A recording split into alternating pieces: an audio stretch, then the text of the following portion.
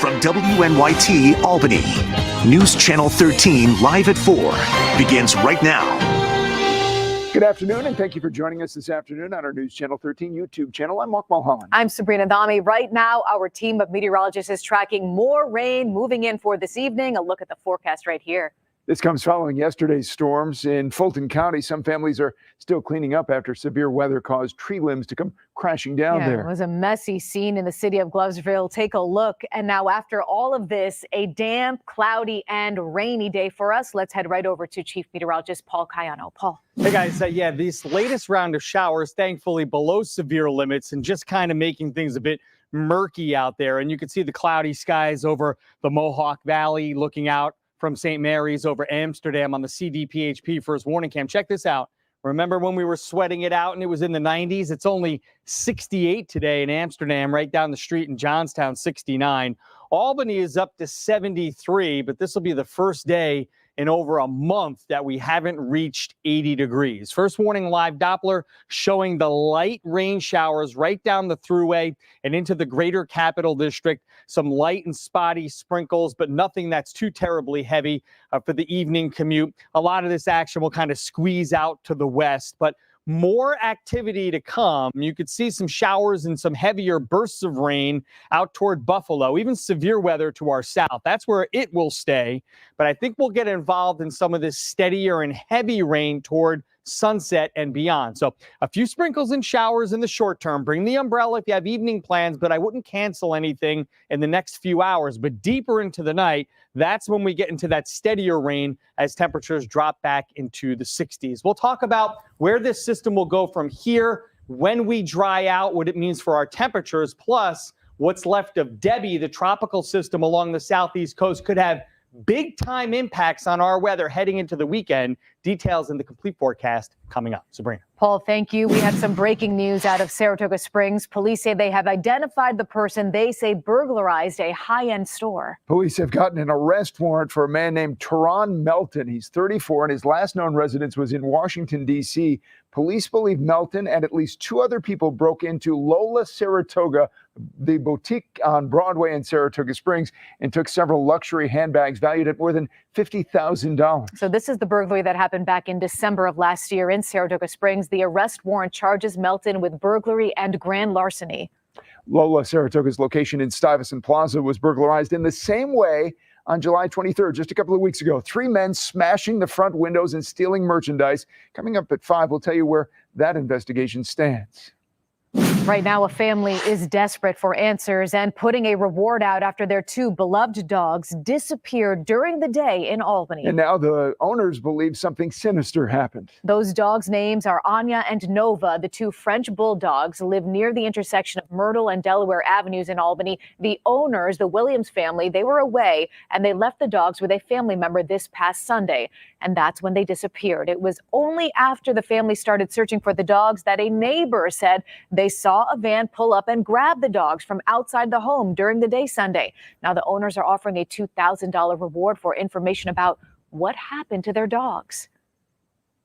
This is what the neighbor is telling us. They came up to the street, they ran up and down the street a little bit, and then they ran back up onto our porch. And at that exact moment, a car was driving up Myrtle Avenue, pulled up. A man, the passenger, jumped out, grabbed the dogs, jumped back in the car, and left. Albany police say they are pulling surveillance video now and investigating this case. If you have information, please contact Albany Police. The number is on your screen, or you can reach out to capitalregioncrimestoppers.com. New this afternoon, we have an update to a story we've been following ever since a woman was carjacked in Albany. 3 men forced the terrified 80-year-old woman out of her car and then took off. But other strangers made up for that bad act with their good deeds. Kumi Tucker has this positive update. Clara Phillips works here at the South End Children's Cafe, and she drove here in her brand new car. Oh, it's great because walking wasn't the greatest. I like to walk. I go walking in the park. But then when you got to walk everywhere, it's not good for me now. Clara Phillips is pleased with her new car. Now she can go to work, the doctor, or the market on her own without having to ask anybody. What's your favorite part of being in the car? My favorite part that I got a car. That's my favorite part, that I got another car. It's a lot easier to get to her job at the South End Children's Cafe, where she's worked for years. They were busy there today, preparing breakfast and lunch for the kids' summer program. Their beloved Miss Clara, as she's affectionately known, had her car stolen in a terrifying carjacking in May. Miss Clara has done so much for our community for so many years, and what happened to her was it was so devastating, and it was really hard to see Miss Clara so hurt. However, to see the community come together to support her and to show her the love that she's shown to so many people is just extraordinary. Many people donated, and an Albany County couple who had seen our story on Miss Clara handed her a $10,000 check to help. She was able to buy a new car. I'm so glad I got it back, and I'm so glad that the people's helped me out. I thank the people so much, and especially the couple who donated me the $10,000. And that was really nice of them. And God bless them, continue to bless them. Miss Clara is planning to host a party here this month to cook to thank all of the people who donated. In Albany, Kumi Tucker, News Channel 13. Great update, Kumi. Thank you. In 60 seconds, Chief Meteorologist Paul Kano is backtracking more rain for tonight and what Hurricane Debbie could bring us this weekend. On first warning alert days, we don't waste a minute. We are interrupting the news at this point because this takes precedent. Severe weather can happen at any time. There's been a confirmed tornado on radar. We know that you are depending on us from that moment until the danger has passed. We were watching Paul Cayano on your channel. We ran for the basement. Our team will be right here to keep you informed and safe. Do not stay outdoors at this moment because the storm is coming. First warning 13, severe weather coverage you can trust. News Channel 13 is your go-to station for live coverage of breaking news in the capital region and beyond. Our full team coverage brings you closer to the news so you can see what's actually happening in your community. With real-time updates so you never miss a beat. See for yourself how the story unfolds in real time.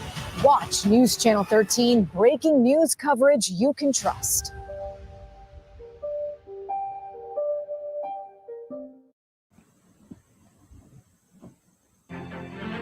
News Channel 13 salutes Sergeant Robert Domenici from Half Moon. Robert served in the Army from 2007 to 2017. He was awarded a Purple Heart for his heroic actions. We salute him and we thank him for his service.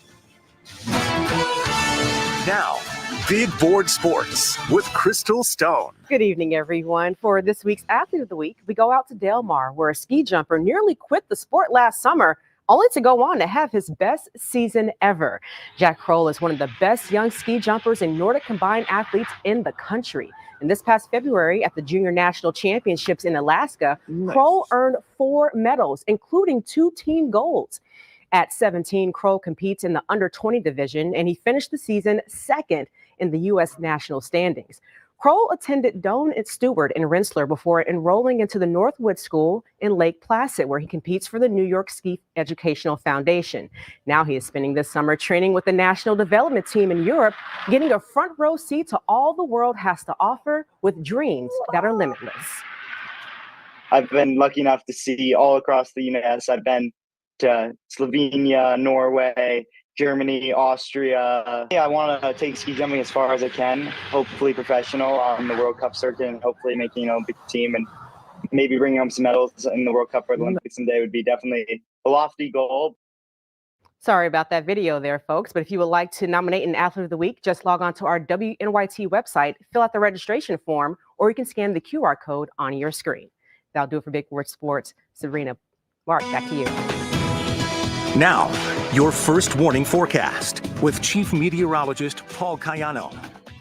Well, it looks like we're going to have a lot of clouds around this evening, but I think the Valley Cats are going to be okay tonight. If you're heading out to the game at the Joe, bring the umbrella. There's going to be some sprinkles and showers around, but I don't think there'll be enough to rain the game out. We're going to watch, though, as showers will tend to increase deeper into the night. So starting point at 6:30, some scattered showers around with a steadier rain coming in toward the end of the game. So we'll be on the lookout for that. Coolish with temperatures in the lower 70s. Right now, 71. Downtown Albany on the CDPHP first warning cam at 73 in Albany. A lot of middle and high 60s showing up here where the clouds have been thicker today. And you could see the light and spotty nature of the showers right down the Mohawk Valley and the Thruway. Greater Capital District up to Saratoga Springs, and some showers right along Route 7 and 2 in northern Rensselaer County and on over into southern Vermont. This is part of a front that's been draped along the eastern seaboard all morning long. South of the front, the environment we were in yesterday, that's why there's a bunch of severe weather from Long Island and New York City back through Pennsylvania. We're on the cooler side of the front, and as a result, high pressure is keeping things more stable here, and that means just some steadier rain moving in tonight from western New York as this next wave of low pressure ripples along. So it looks like increasing chances of wet weather through early tomorrow morning, and then we'll go back to sunshine tomorrow afternoon with highs bumping up into the middle and upper 70s. Let's track it with time. Remember, 6, 7, 8 o'clock, just some spotty light rain showers.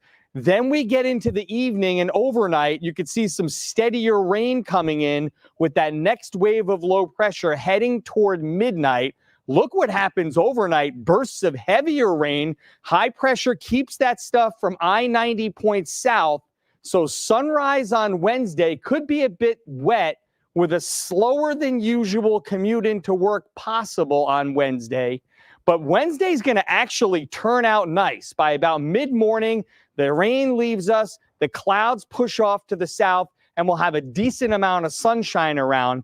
But it's at this point that we turn our attention to the south, where we'll start to see the effects of Debbie, first with a few rain showers on Thursday afternoon, but the good stuff really continues to fall in the southeast with rainfall totals 3 to 6 inches in parts of the Carolinas and up into Virginia. But look what happens here. A big slug of tropical moisture comes right up into the Greater Capital District on this computer model. And if this is correct, we could be looking at the possibility of some flooding rains here by Saturday afternoon. So something to watch for later in the week. 60 tonight, scattered showers, then a steadier rain. 79 tomorrow. It starts out kind of gray and damp, but increasing sunshine will take us up close to 80. Thursday, a late day shower. Friday looks wet. Saturday, some heavy rain possible and some lingering showers Sunday and Monday. So after this goes through, all eyes will be on Debbie in the south. Yeah. You'll be all over it, Paulie. All right. That's it for our update here at 4 o'clock on YouTube. Steve Cooge will be here on YouTube live at 5. Then we'll be here for News Channel 13 live at 6. We hope to see you then.